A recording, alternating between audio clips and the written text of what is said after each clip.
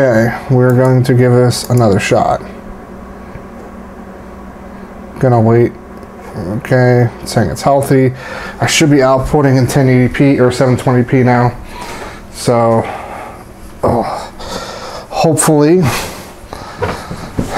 this comes back looking a bit better. So, my lighting situation isn't any better. I mean, I can show you guys what I'm working with here. They're not fantastic. I thought they would be better, but you know, when you don't spend money, you get something that isn't really worth a lot of money. Shocker, right? But it was worth it. You know, a little bit more mobile, longer cord, so I can work with it for now. But yeah, today's been a little rough. Actually, I have to hit the record button. This is annoying. Buddy of mine brought over 4 computers and says, well, one of them isn't working, and can you combine the other 3 to make them a better computer? So I actually have film of that. The answer is you can sometimes, but generally speaking, it's pretty hard. You have to have very similar platforms. Each computer has to have something that it's like really good at, like a really good processor, an extra memory, and a bigger drive, and then your main computer has a good graphics card. It could work. In his case, you're gonna have to watch video, not telling you.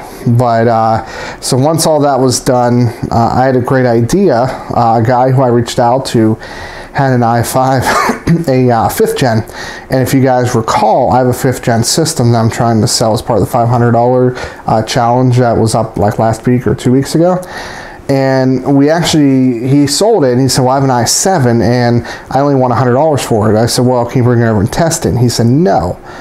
Well, that's not a problem, because he said, we'll just meet up, I'll give it to you. If it doesn't work, you know, you can keep it. I said, well, you know, I'm not gonna pass that up. If it works, I'll let him know.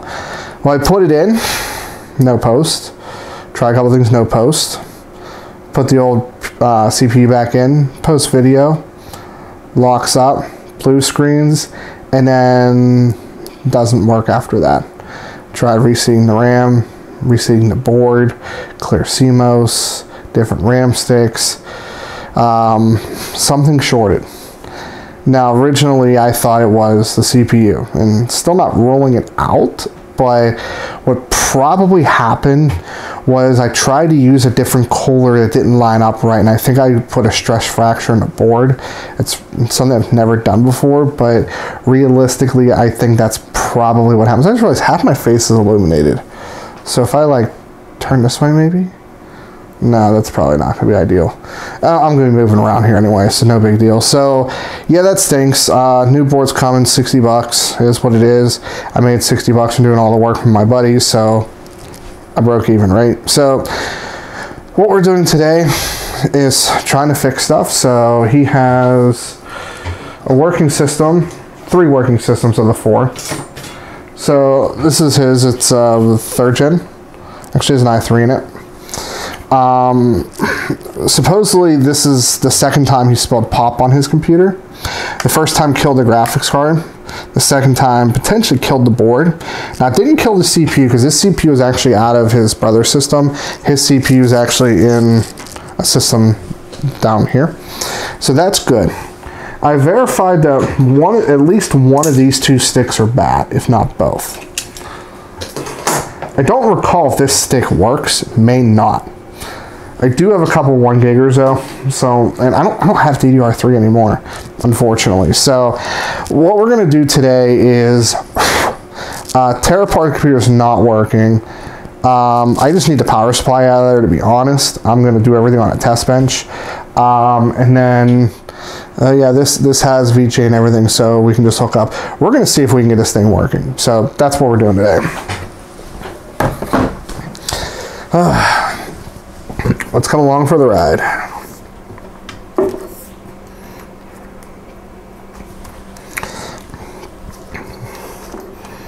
So there's that one.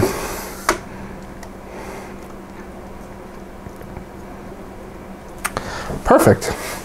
You guys are pretty much perfect height for a lot of stuff I'm going to be working on. So, Let's move that back for a minute. Let's get this power supply out. This room is a horrible mess right now.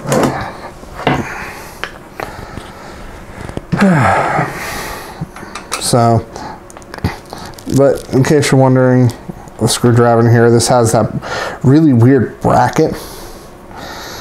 It's not like it goes, see, I don't know, I don't get it. This case has been fine. I really hate the mesh filters and everything.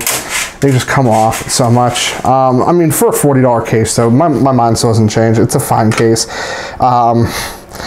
It can fit a lot of things. I would use it again. The mesh things bother me. And the bigger version doesn't have mesh. So, but it also has really, really bad airflow. So that doesn't help. So, okay, so you're loose. Let's go ahead and angle you up a little bit so you can see some of the stuff I'm doing. So, disconnect 24 pin. Disconnect the 4. There's really not a lot to disconnect since this doesn't even plug into the power supply. The video card doesn't, rather. So, realistically, I'm pulling the SATA cables through right now. While trying to.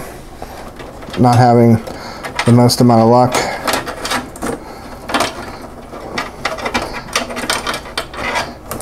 There we go.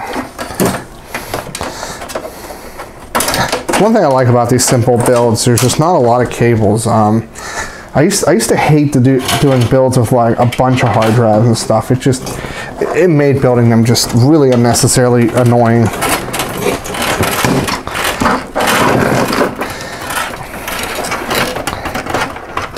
So we got that one. Okay. Power supply is free. That's all I need out of here, so this can go back down.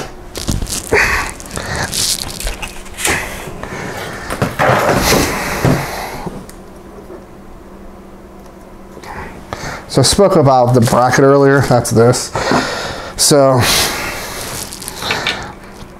again, I just don't see a point of it. You know, it doesn't make it easier, it actually gives you an extra step. And that, honestly, that's probably the reason why I didn't get them, you know.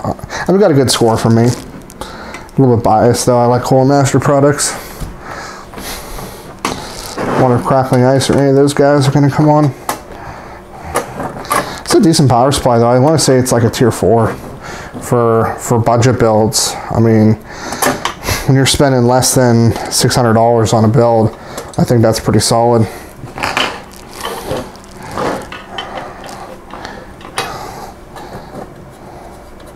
That's up here, okay.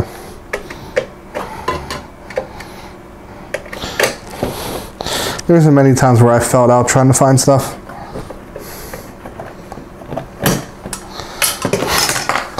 Let me go check the audio real quick before I go any further. And rip headphone users. Many times where I fell out trying. Okay. Audio's fine. But again, rip headphone users.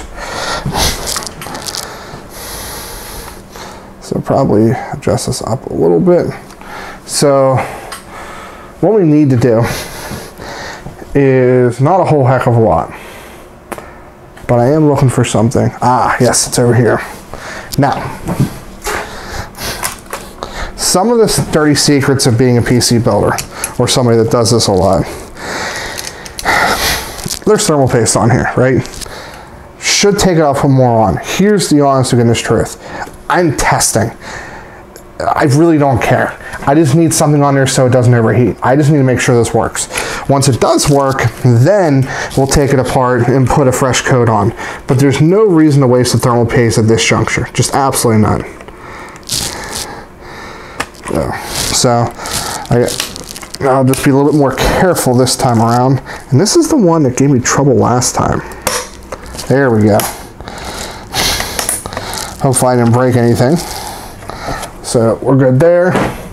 Let's grab here's what we'll do. We're going to do a bit of troubleshooting altogether. So there's a good chance this board is no good, okay? I'm going to be full disclosure, that's probably the issue. But what I would like to do with this system is I would like to salvage it. I probably won't sell it. I don't like to do stuff like that unless I can really test it to make sure there's no problems. But I like to do charity builds once or twice a year, especially around Christmas time. And if I can get it stable and not crashing and things actually work, then I'll go ahead and donate it. I'll find a family with somebody that, you know, would like to upgrade a computer for gaming. I'll probably invest in like a $100 used graphics card. Reason for that is there's no argument that you can get a much better used card than a new card. If I spend $100 on a new card, then I can get something that good. If I spend $100 on a used card, they can definitely get something pretty solid. Now there's obviously concerns with like mining, right? So you do have to be careful with that, but again, if my goal is to get it to some kid that's gonna enjoy it for a few years, I can only do so much due diligence before I'm just wasting my time. Okay. So one thing I do know is I've not gotten a computer post with both sticks of RAM. So I'm actually gonna take one out. Now, all we need to test to see if we can get this to work is power in here, which let's route that around there.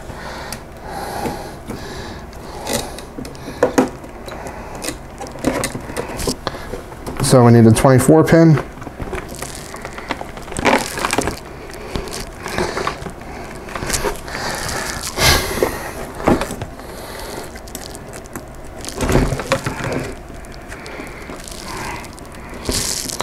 Oh, come on. Most of the way down. That's the one thing I hate about some of these older boards. They don't like to seat in all like perfectly. Okay. And then we need 4-pin power. So at this point, we're good to jump this. Now, couple things to note when you're doing this, because you're in a much more vulnerable environment, you definitely want to make sure of a couple things. Where's I going with on this? Oh yeah, make sure of a couple things. You're in a relatively static free environment, which to a decent degree I am. I'm on a motherboard box, which is pretty static free. That's pretty much it actually. So, but how you short it is you look for where it says power on off switch. So in this case, it's these two end orange ones. You got like that. Now, power it on. So right now we got nothing going to it. So what we're seeing here is, okay. So we're seeing power on and then nothing. It had some power. Oh, okay. I see the problem. Okay, so we need to shut this off immediately. I see a problem. Not a big problem, but a small problem. This is in the way. Okay, good. Now, let's go ahead and do this again here. Now, automatically, I don't like the way it's responding. It's not bad if it's consistent and does it every time and it boots up. Not really a big deal, but we did get to the BIOS, which is good. So let's see if we can do that again. I want to move this over here. Now it's just a waiting game. Well, we didn't get to the BIOS, we got to the splash screen. Okay, so now it's spinning down. So what's going to happen is it should try again. There you go. So we did get to the splash screen once so far. Unfortunately, shut it off. I should have went and investigated a little bit more. I think it's still spinning regular RPM. So it's definitely having issues posting video. Now we are at normal speed at this point with the fan. So the question is why? What's going on with it? Could be a couple things. Definitely could be the RAM modules. So that could be one that's acting up. Both of them could be bad. It could be some issues on the board. Could be issues within the socket itself. So now we're switching out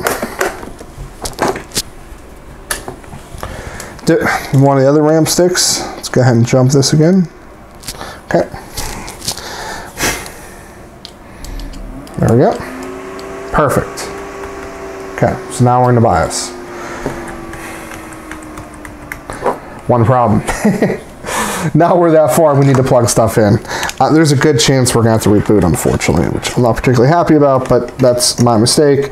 I should have plugged in last time around here. Keyboard is all black right here. Okay.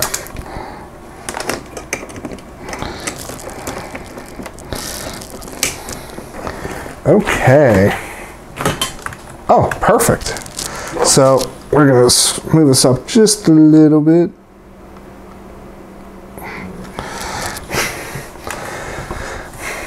So we're somewhere. Now, it's reading the CPU right. So process cores, hyperthings enabled. Well, we're not going to overclock anything by any stretch. We need to look at monitoring, because right now this is where we have to be careful, because there's a lot of things we need to do with this. We need to clean this heatsink. We need to do a couple test boots. I'm going to grab the hard drive out of the other system, and we're going to try to load Windows. It's 1 terabyte. It should be fine, but we want to try that. So now we're going to jump the reset switch. Okay. So we're going to see how well she responds here. Right there. Perfect. Perfect. Okay. So I'm not actually sure. Yep. I actually never tried that. So now we're going to put this other RAM stick back in. So you would say, well, that was the problem. Well, now we need to figure out how consistent is it. You know, how does it react? Especially if you have any inkling of salvaging this, you really want to get a good idea on what you're up against, right? So, to be honest, I'm pretty sure this RAM stick's bad. It makes sense. I've tried this kit in 2 other systems, and they wouldn't post video. So, right now, I can just assume that RAM stick is bad.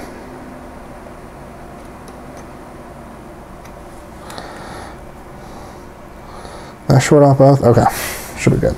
So, this RAM stick, no bueno. Now, I forget if this RAM stick's any good, so we'll find out here in a second. I feel like it was good.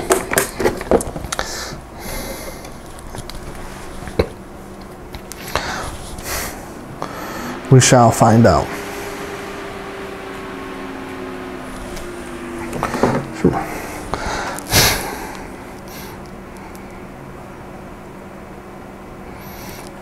So I got my YouTube app and I'm streaming, so I should probably see if there's any questions or concerns. Nope.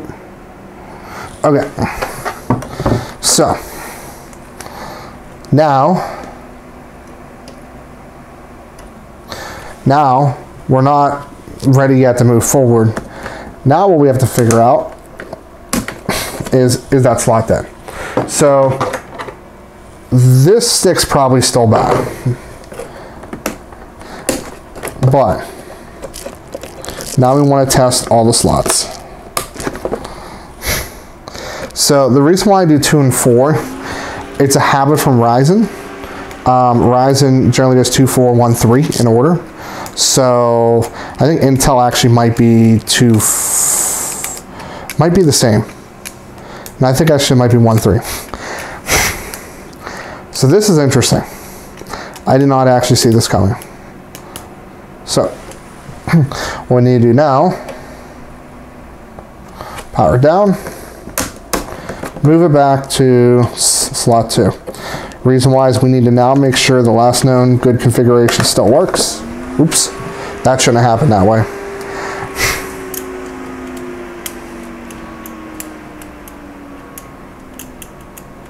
Although we should really do a cold boot from that.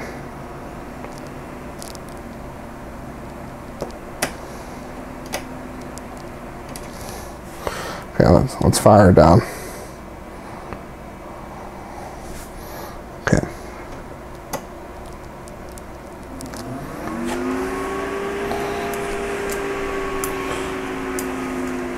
Unless I put the bad RAM stick back in, which I'm gonna laugh if I did do that. I might have actually done that.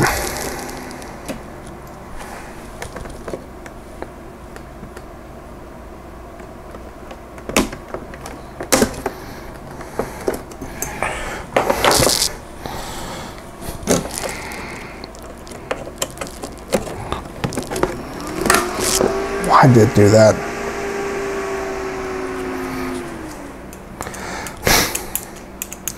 I grounded the reboot.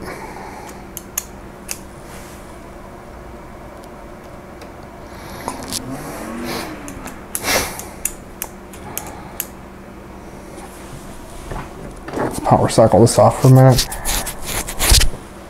I think it's starting to get a little bit on the confused side. Okay. Gonna fire her up.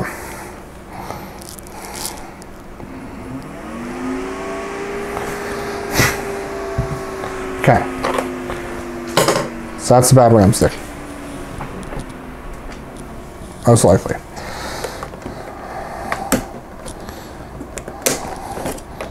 So let's go down here.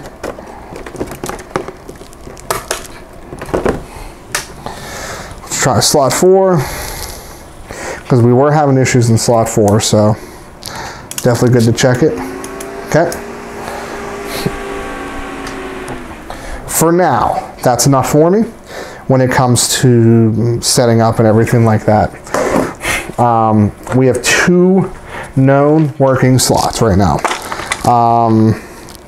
Now, can you plug them both in? Will it work? That I won't be able to answer for you right now, but they are both working.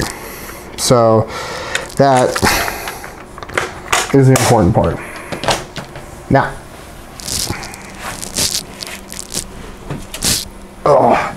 if you guys remember this,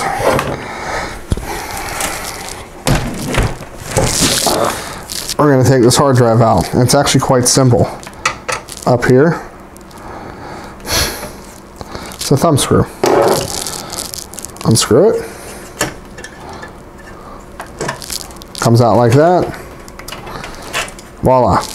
I'm not even going to take it out of the caddy. There's no point. I'm going to put it back in later. I have an SSD and a replacement board coming in for this system. So, now that we have that, I need a SATA connector that doesn't have a damaged other side in it, which I don't see. Oh, here we go. Nothing like bright orange to start your day.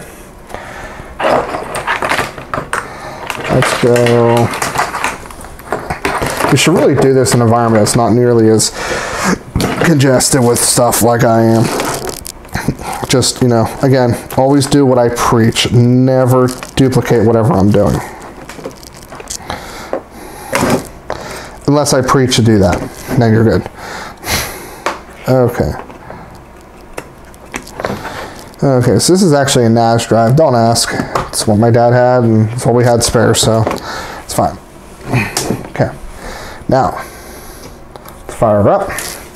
Let's plug in Windows.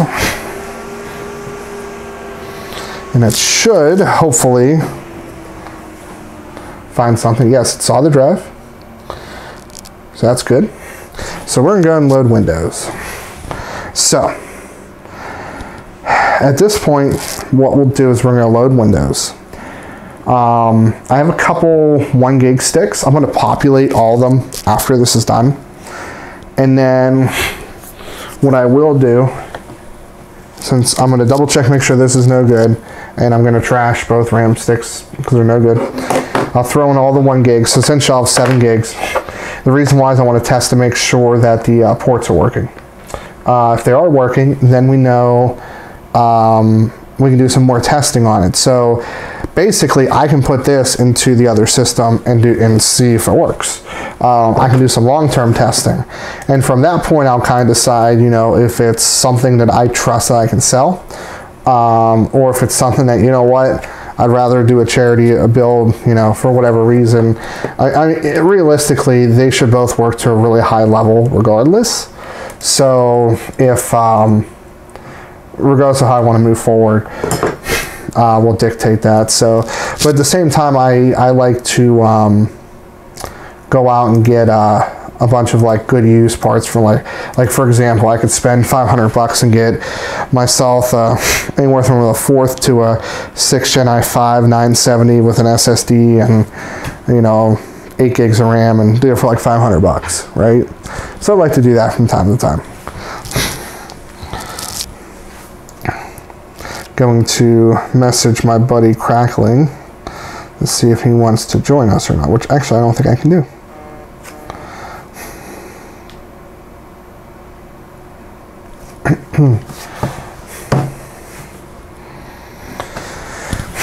So, what have we learned from all this? Don't spill pop on your computer twice. Pretty good lesson. Don't break motherboards. Another pretty decent lesson. This is pretty neat. So this is a AMD HD 6350. It's 512 DDR3 with this. And at first you're probably thinking, oh, that looks like a DVI. I don't know if it's focusing or not, but it's not. It's actually a dual VGA, so it's actually an adapter. Goes into here, and it goes out into basically 2 monitors. This came out of a Dell Optiplex, so business environment, that's why. You'll see something like this pretty often. Although, like in my office, when I work, everything's either HDMI or DisplayPort. But also, Hornet Security, we our laptops run solid state. We run i7, so you know, we're pretty well equipped. Everybody's like that. There's just no reason. It doesn't take a lot more money to invest in better quality products. So don't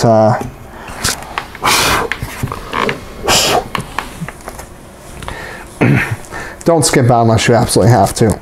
And if you do, then make sure you're doing it where you absolutely can and not where you can't.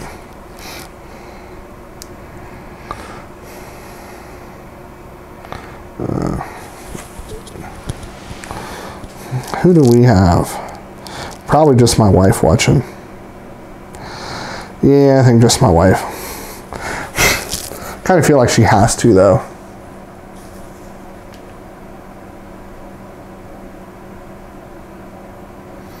I want to take a look at my OBS real quick. I shall return. Sorry.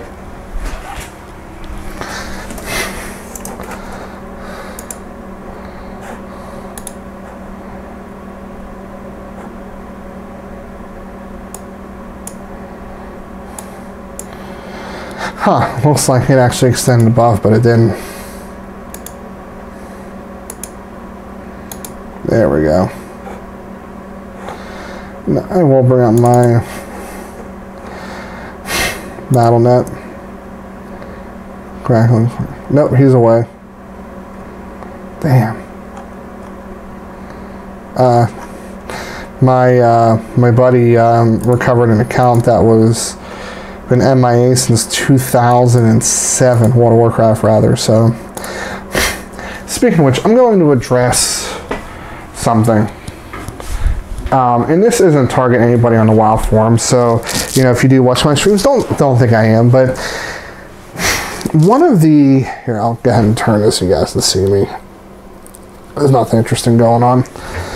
one of the reasons why in my guide that I've designed and redid that I recommend Ryzen so hard over Intel is I don't like to build recommendations on ifs, buts, or in a vacuum. That's my problem. And the testing methodology that I'm going to be using going forward is going to be a bit different. It's going to include 2 monitors at all times. The second monitor might be 4K. Not 100% sure yet. But it's going to include 2 monitors. It's going to include being logged into Discord. It's going to include having, probably a video going on in the background. Going to have maybe about 5 or 10 Chrome tabs open. What people realistically game on. I don't know of anybody that literally will go and game on a computer with everything closed. I don't ever see that happening. So what you have to look at is you have to look at the demographics of people that are buying. And the reason why I bring this up is because I personally, I'm not getting video over here. That's why I'm keep looking over, but we'll come back to that. But the reason why I don't recommend an 8600K, or I don't like to, is because, yeah, sure, it posts 20% better single thread performance at 5 gigahertz because it overclocks so well. I get that. But where's that going to be relevant? 1080p, 144 hertz gaming in competitive play. That's about it. Because most people are not running high refresh rate yet. People still are running 100 or less. Unless you're playing World of Warcraft, for example, or StarCraft 2, so which are 2 games that are very, very single thread dependent. I don't see as a good value because in the real world, when you go to actually get the real world benchmarks, if you're only running a 60 hertz or 75 hertz monitor, which you can get 75 hertz FreeSync monitors for less than $130 now, there's absolutely no point in getting, in my opinion, i5 over a Ryzen 5. You can save yourself $100 because you should be able to, in pretty much any game outside the 2 we mentioned, be able to keep within the comfortable frame rate of FreeSync. Both scenarios. So going 100 plus when your monitor 75 hertz is pointless. And also you give up the multi-threaded capabilities. If you are like me and you do Adobe, or if you do Photoshop, or if you do After Effects, or you're using DaVinci Resolve, or you're doing anything that takes a fair bit of raw power, the i5 is going to fall short. So that's why, with the exception of World of Warcraft and a couple other specific programs and games, I don't really see a ton of value in an i5 8600K. I don't see a lot of value in an i3. I don't see a lot of value in a G4560 right now because AMD is out there competing with it. Because AMD offers something as good in almost every scenario and better than others.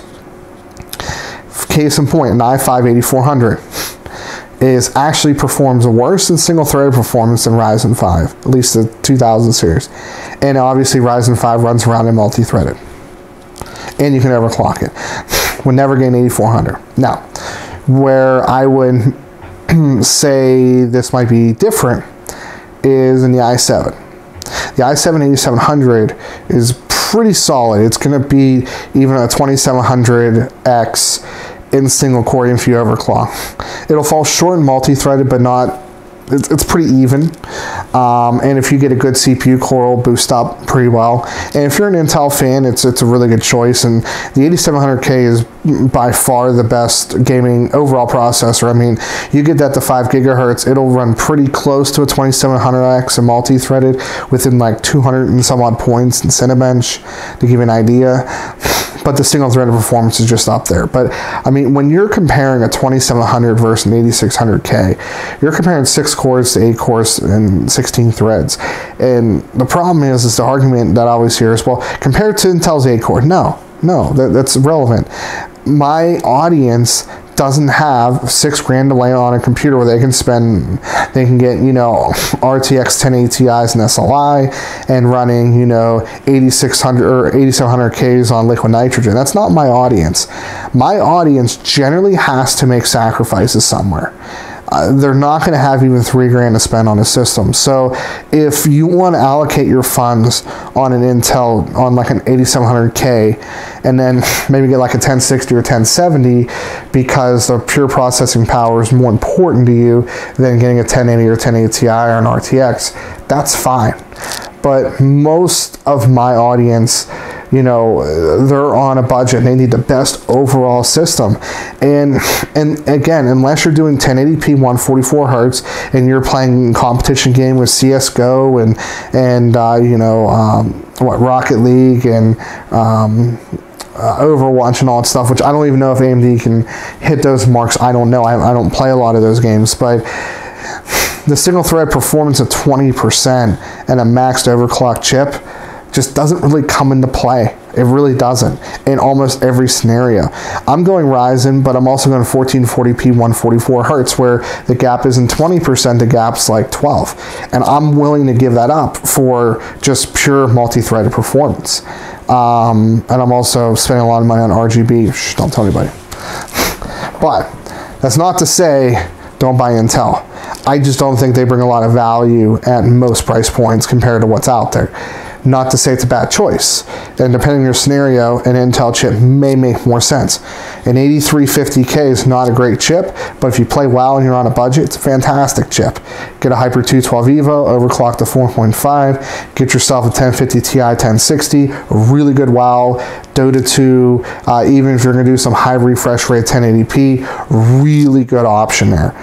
But again, very specific scenario. I look at the big picture and what people do as a broad, not just one or two scenarios, unless that's what you're all about. So anyway, that was me just kind of informing the viewers a little bit of what's going on. So definitely a problem. Did not post video this time around. So a couple things it could be. Definitely not particularly happy with this board, with what it's doing. So that's definitely a thing. Could be both RAM sticks are not great.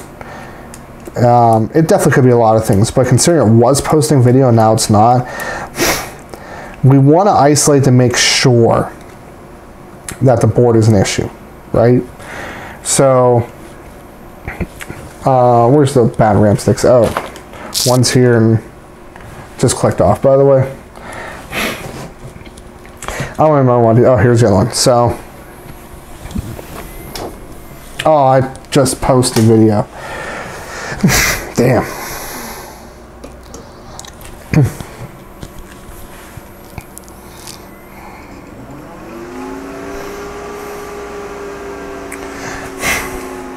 So this is going to take a lot more troubleshooting because we just had 2 boots without a successful post. Now, what we can do is we do have a video card. It's an RX 560. By the way, not a good buy.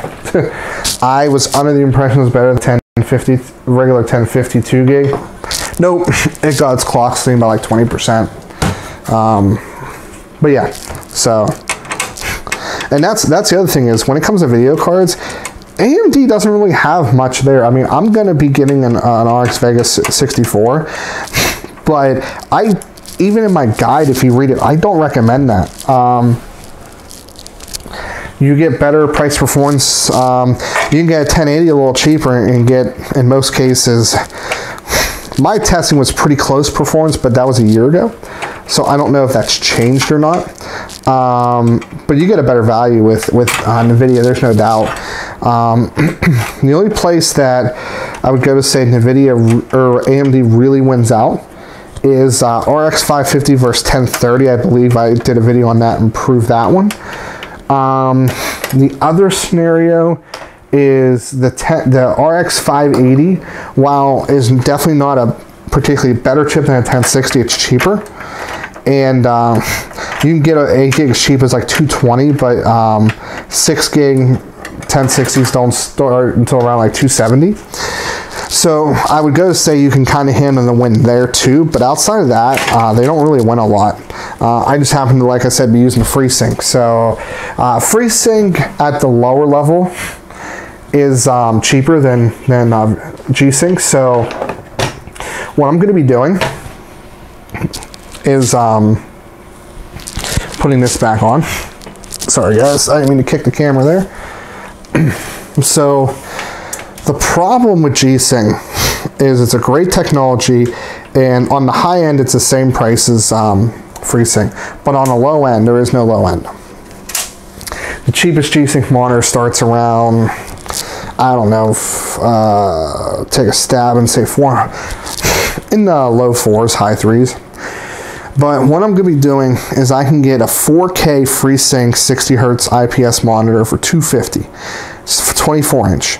I can also get a 1440p 144 Hertz TN panel, also FreeSync, also for $250. So here's the reason I'm doing it. Sorry, I'm congested, so I keep breathing. Wow, the scale's really bad. So if I have the raw power, then running 1080p versus 4K is not going to make a huge performance hit. So I'll run some of the games like that, then I'm only going to run at 60 FPS with FreeSync, and then some of the more action-packed games I'll run on the other one. So, for example, I play like Forza Horizon 4, for example. Just got it a couple days ago. I would play that on the 144 Hertz monitor. So I'm actually selling the ultra-wide. I liked ultra-wide. It just didn't really accomplish what I wanted. I like the real estate, but I really miss multi-monitors, especially when I'm streaming with you guys. I mean, there's nobody watching tonight, but when I do get a couple of you on, I've had, you know, a dozen or so people on, and that's a lot for me. You know, not really a big deal for some content creators, but you know, I would like to be able to have multi-monitor again. So that would be that'd be pretty neat. So that's kind of my goal. I'm going 2700X, Vega 64, 32 gigs of RAM. I have a 3 terabyte hard drive. I haven't decided what I'm doing for boot drive yet. I was looking at a ADATA XPG 8200. It's an NVMe SSD. It's 480 gig or 500 gig for like 110. So definitely considering that. I'm going with the Cooler Master. It's coming out in a couple of days. It's a case. And it's pretty good ventilation on the sides and the front. That's why I wasn't going to look at some of the other ones, because ventilation in the front's pretty bad. And it is RGB. It's about 110 plus shipping. So I'm getting that for a case. It just rebooted and actually came up, so that's good. I'm actually going with a cooler that says it's incompatible. It's a 621 or 620p. It's a dual tower RGB fan. I kind of want to move away from liquid cooling. It works fine, but I don't know. I've had 2 pumps fail on me over time, and that kind of sucks. And with the right, like for example, my Ryzen 1600 barely hits 55 degrees Celsius at 1.4 volts with a single tower push-pull. I have it strategically set up where air is going outside, flowing directly into it, so definitely good there. It's not even that loud. So that's kind of what I'm thinking there. But yeah, I'm pretty excited. I can't do it right now, but definitely looking, once I get this system board replaced and sell that, once I sell my system and I'm selling the monitor, I can start piecing together things. But I am doing RGB. I was going to do an RGB SSD, like Kingston has them. But I think where the SSD mounts on this case, it's hidden, so it's kind of not relevant to say the least. So, but I wish today was a busier night. I mean, I'd definitely be willing to do some Q&A. Haven't decided what I'm doing with the channel name yet. Just don't know off the top of my head. I will be hopefully at a place in the next 6 months where I'm going to invest a lot of money and time, and I want to do a CPU showdown. Probably Zen 2 and 900 series or 9000 series would be a pretty good point to do it. But I want to do it my way, which is I want to do real world testing. I want to game how people game. I want to game at different levels that people game. 1440p, 144 hertz, 4K, 1080p, 144 hertz. Because then I can make recommendations based off of your scenario.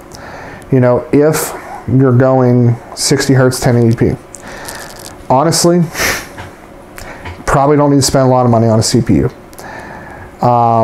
You'll much more often run into a GPU bottleneck first. But even if unless you're playing WoW or StarCraft, outside of that, you should be able to hit, you know, that with basically an RX 580 and a quad core, like an i3 or, you know, a Ryzen 3, essentially. So that, I'm gonna blow my nose for a second, and I do apologize for doing this on.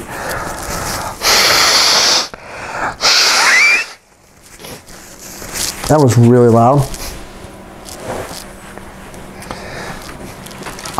And then you have to look at what gives you a better value, right? So more cores, for example. If you're already going to max out your games, why not get more cores? Or get a platform that doesn't run as hot? Would be, you know, some reasons to do that. And that's why, again, at most levels, AMD usually offers better. So let's go down the levels. For 60 bucks, you can get a G4560 or an Athlon 200 GE. Now, to be honest, the 4560 would probably take it if you're going, it will take if you're going with a graphics card, no doubt. The single thread performance is 10% better. And that's pretty much all you need to know, right? You can't overclock it. It is locked, the AMD chip. So that's, to be truthful, only reason why I gave AMD the win is because the integrated graphics is better by a decent amount. And that, I feel like, would be why you would buy that chip. I think that you would spend the extra $60 and get yourself an i3 or a Ryzen 3 if you had the budget for a graphics card, right? So I feel like those would be ultra cheap $350 systems. Next tier, around 100 bucks. A little bit over 100 bucks. You can get an i3 8100.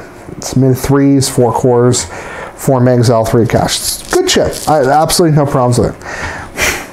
But for that price, you can get a 1300X. And a 1300X is unlocked and at stock is actually a slightly ahead in single thread performance. A 2200G will match in single thread performance and wins out a multi-thread performance. It's also unlocked. It also has Vega 8 graphics, which runs circles around Intel HD. So at the $100, we'll say $100 to $130 price point, there's actually no reason to go Intel. You don't get better single thread performance. You don't get better multi-core performance. You can't overclock. And the integrated graphics isn't as good. I tip my hat to the 2200G because it has the integrated graphics. If you really have no interest in that, the 1300X is already out of the box, like boosting the 3.9. And it's a slightly better bin chip, so if you do want to overclock, you have a little better success rate. I understand the 1200, which I have used, you can overclock it, but it's just not as good of a bin chip, right? And if you don't want to spend a lot of money on a cooling solution, something to consider. Now, next range is going to be i5 8400 versus Ryzen 5 2600. Same thing as before. The i5 8400 is 6 cores, so that many. 2.8 megahertz base with a turbo to 4. Now, from my math, Intel is barely ahead of AMD clock for clock. So if they're at the same speed, the single thread performance of Intel is actually A small, we're talking less than like 3%. So I'm gonna say almost a tie. So you're taking 6 cores that have a base of 2.8 with a boost of 4, if the cooling's sufficient, which may not be. AMD seems to do a bit better on that end. By the way, this is up and running. You can overclock a 2600. It's a little bit cheaper. It's actually, I think, like $20 or $30 cheaper. You can overclock on like a Hyper 212 and probably get it to all cores 4 gigahertz. Maybe a little higher, but we'll say 4 gigahertz to be safe, which will absolutely destroy an i5-8400. There's not a scenario out there, with the exception of potentially QuickSync, that 8400 we recommended over a Ryzen 5 2600. None. In my opinion, there's really not much to buy between 200 and 275. You spend a decent premium getting a 2600X, like $30 to $50 for a slightly better pin chip. At the Ryzen 3 level, it's closer to like 20 or 30. The 2600X, a fine chip, you'll probably get slightly better overclocks. The 8600K, I'm just not a fan of, as I've said before. 6 physical cores, no hyper-threading. Yes, you can overclock it, but here's the problem. You have to get a Z370 board, probably with a minimum of like 10 power phases, A+2. That board's gonna run you like 120 minimum, maybe more. We'll say 140 to be safe. I probably wouldn't do it except on like an ASRock Extreme 3, which is 150. So now you have a $270 processor, $150 motherboard, so it's $410. If you get a Ryzen 7 2700, same price point, it's like 3-2 boost, 4-1 or something like that. Pretty big gap. You can get a pretty good B450 board for about $100. So you're gonna say about $50 in the board. You have included a heatsink that can handle some minor overclocking. Maybe all-core 3840. It might be a little bit overly conservative, but, or optimistic rather. But the 8600K would, in my opinion, you should only buy it if you can't afford an 8700 or let's say 8700K. Because if you need the single threaded performance, an i3 should get in the mid upper 4s. So buy that. 2 extra cores, in my opinion, is a fair bit, but if your budget's in that range, I feel like unless you, okay, I'll give you an example. One of my builds, it's pretty inexpensive. I think it's like $1,400 or something like that on my guide. 8600K, I think it has an H100i or something like that. 1080. It's basically the bargain basement everything except a decent power supply, the CPU, a liquid cooler, and a 1080. That's not a bad build. It's a pure gaming build. There's absolutely no doubt that an 8600K has pure gaming, is a gaming beast, right? At 5 gigahertz, 6 cores, there's probably not a game out there that AMD is going to beat it in when you look at theoretical performance. But again, I don't do theoretical. I do real well performance. And my point is that if you take that 8600K and you get a 2600, and then you save another $50 on the board, and you play your games, how's your experience going to change? If you're not running a 144 hertz monitor, it's not. That's the reality of it. And now you spend extra money on a pure gaming beast that gives you no tangible benefit. And in fact, you're leaving performance on the table where you can get some benefit if you're the kind of person that does more than just play one game with nothing else open, right? Not to say that the 8600K can't. It definitely can, right? You can run multi-monitor and run multiple things, but then you're chewing into your core count. You have 6 cores, 6 threads versus 6 cores, 12 threads or 8 cores and 16 threads. So the 8600K is a gaming beast, but I feel like you need to look at your scenario to see if it's relevant. Single threaded tasks, high refresh rates can definitely go towards that. Outside of that, I think your money's better well spent on the 2700 or 2600 or spend more money and get an 8700, 8700K, where those two chips, particularly 8700, in my opinion, is a really good competition for the 2700X, because the 8700 is going to post a little bit better single-threaded performance, maybe 8 to 10%, and then the 2700X is going to post a fair bit better multi-thread performance, closer to like 20-25%. So that's a really good battle there. The 8700K pretty much wipes the floor with 2700X. I think it's a good trade-off. Better single-thread performance. You give up a little bit of multi-threaded, but no harm, no foul. So that's pretty much where it's at. You know, at the $300 level, 2700 versus or 2700X versus i7 8700, you really can't go wrong. And if you do have room in your budget to go to 8700K, go with it. It's a fantastic all-around chip. Not a great value by any stretch. You really don't gain 35% more performance for the dollar, because it's 35% more expensive than 2700X. But it's still a fantastic chip. Like if you said, Steve, if I'm going to give you 2700X or 8700K, which one are you going to take? I'll take the Intel chip, hands down. It'll be a gaming beast. It'll video edit almost as well as the 2700X at max OC, and I am going to be running high refresh rate. So to me, if you're giving me an option, I'll take Intel at that price point, right? Outside of that, I think that there's a lot of discussion, and I think AMD clearly wins in most categories.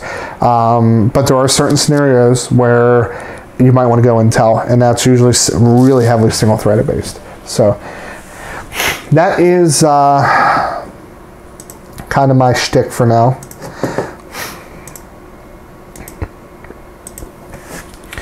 I'm going to plug in a graphics card now, because why not?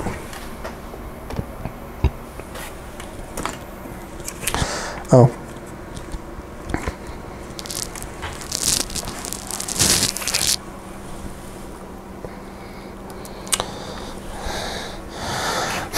So, when you do this on a bench, just make sure the graphics card can hang off, or else you're not going to have a good day.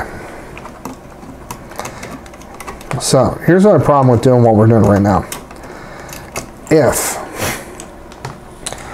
this doesn't post video, it could be because we have an issue, or because it's still boot cycling to the onboard.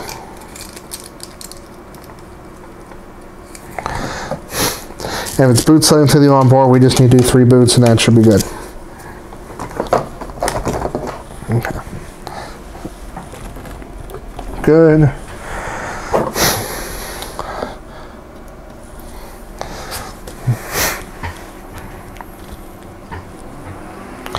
I forget though if this will work with the VGA to DisplayPort adapter. I forget.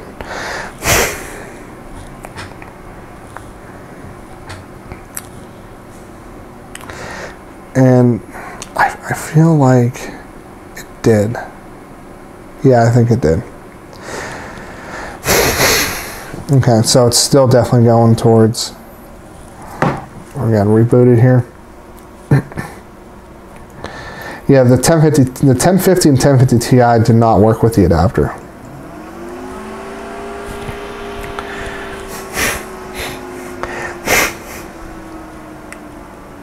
So a lot of BIOSes are set to, after 3 boots of not detecting a cable in the integrated, it'll go towards the GPU.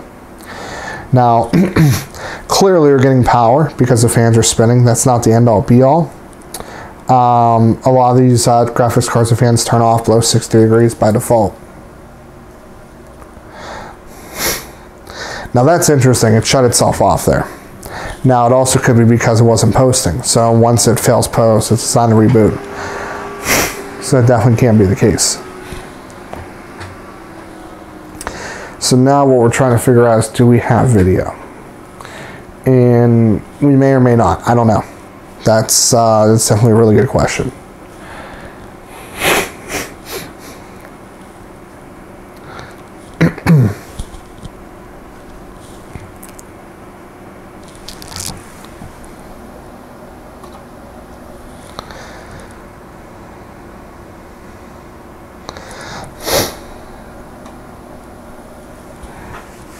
Damn, just rebooted here, maybe?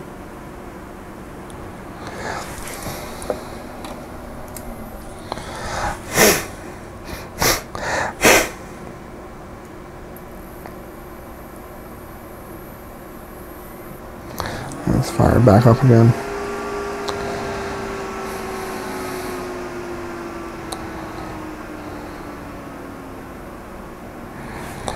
So now,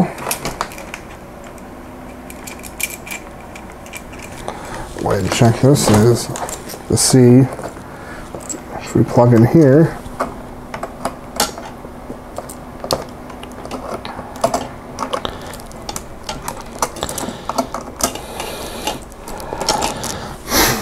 See if we'll get a signal here.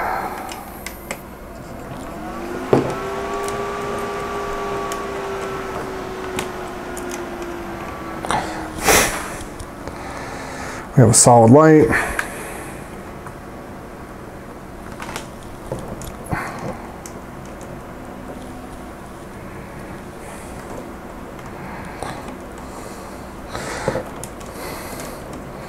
Now,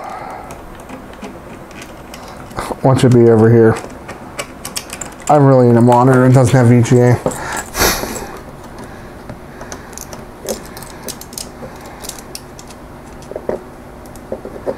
Nope, it's definitely not outputting anything. So now, I'll just fire this off. And clearly, that's not working. We're going to go back to last known configuration. Always, always, always do that. Because then you can hopefully start to isolate problems. And if say this does get donated or given to somebody, I have a pretty good understanding of what all the problems are.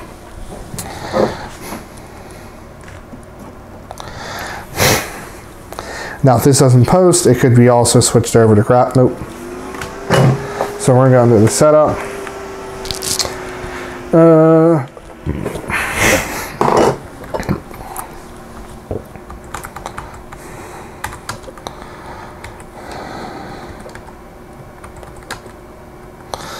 We're gonna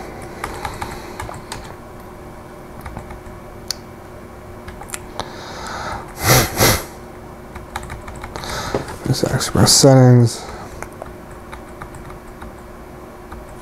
Unfortunately, I don't know what any of this stuff means, so I can't.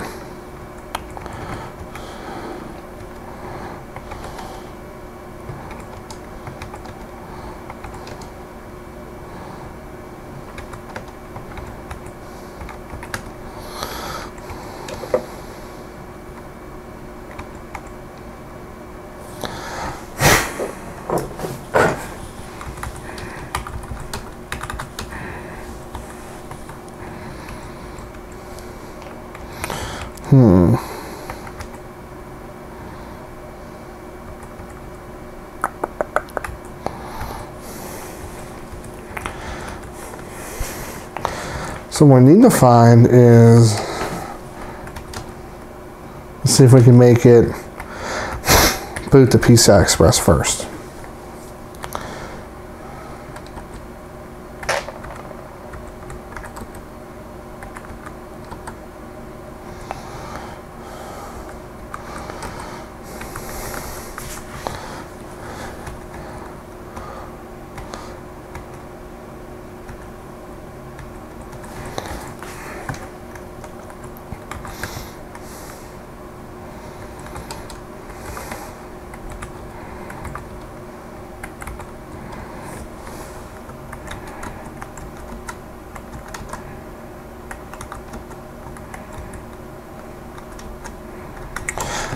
There we go.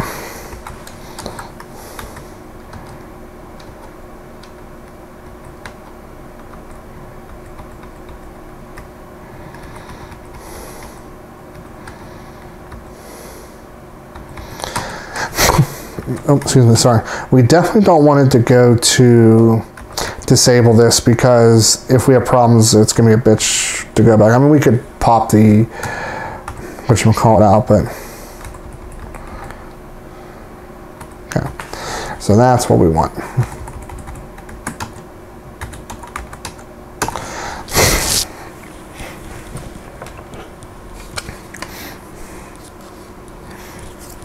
We're gonna have it boot up, we'll boot it down, and then we'll try it.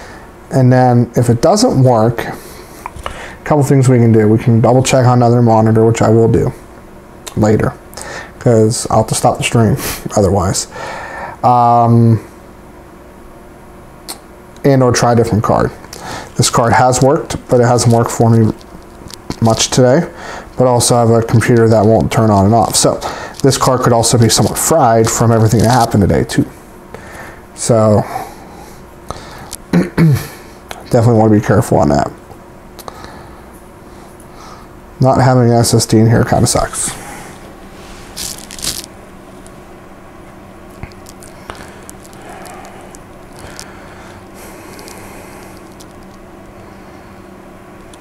Okay.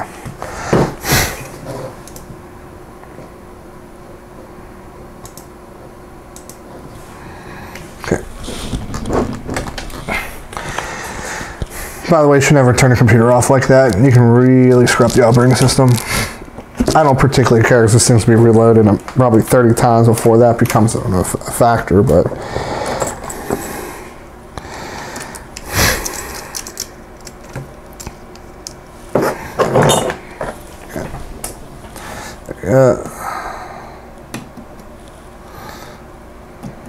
there we go.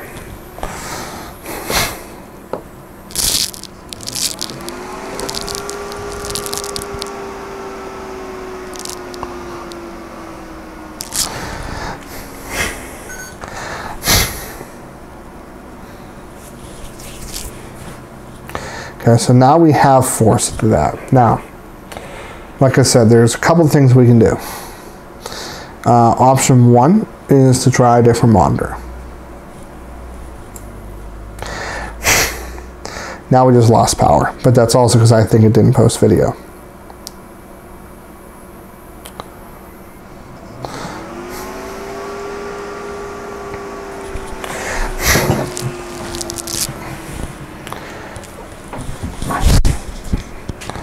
So,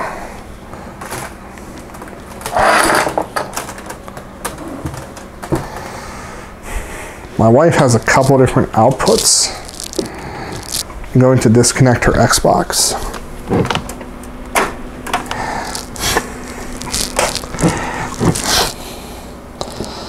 Oh God, that sucks. I can't reach it without potentially knocking the camera over.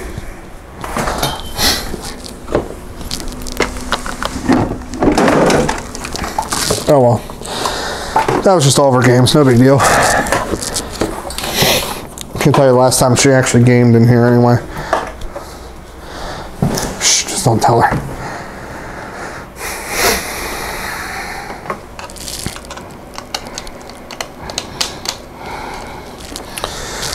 Okay. Second monitor did come on. Well, it's backlit anyway. So we'll unplug that.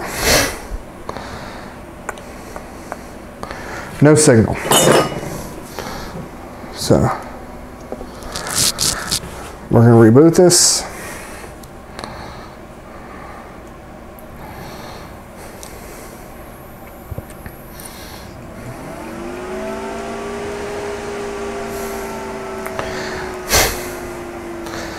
We're going to see if we're going to get anything out of this. I'm going to suspect and say probably not.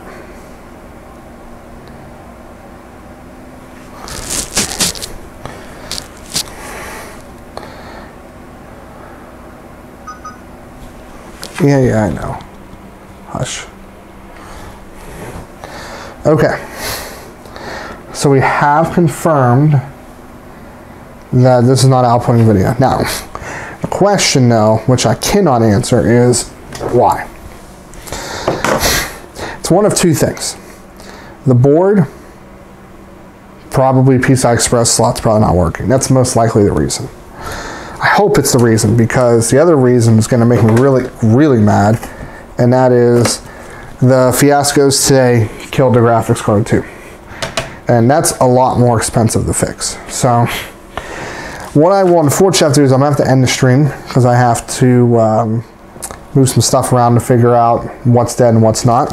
And that requires me to take apart the computer I'm streaming on. So, no, we're at the angle, so. So, for everybody that does watch this afterwards, thank you all for tuning in. If you kind of like this stuff, sweet, let me know. If not, I won't do them anymore. No harm, no foul. Might be some links to buy some stuff that you can buy on Amazon. I know I get a little bit of money out of that, so that's pretty cool. But as always, this is Steve from PC Budget Solutions for now. And I'll see you all later on down the road.